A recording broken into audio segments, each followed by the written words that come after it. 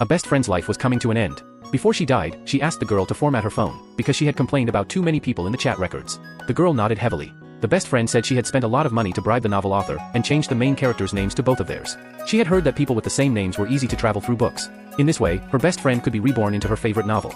The two promised to meet again in the next life. The next second, the best friend stopped breathing.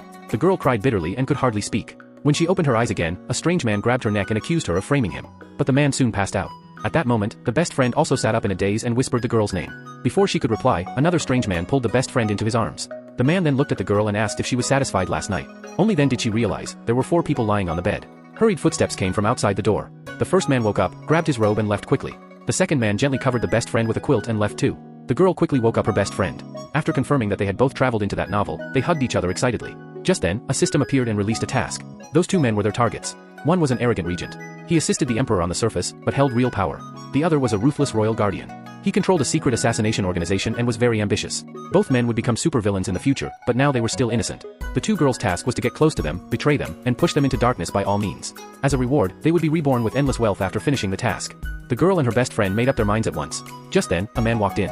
The 2 rushed forward to hit him without hesitation. The system stopped them in a hurry and shouted, "He is not a villain. He is the male lead, the emperor." But it was already too late. The regent walked in and asked the queen if she needed him to handle this.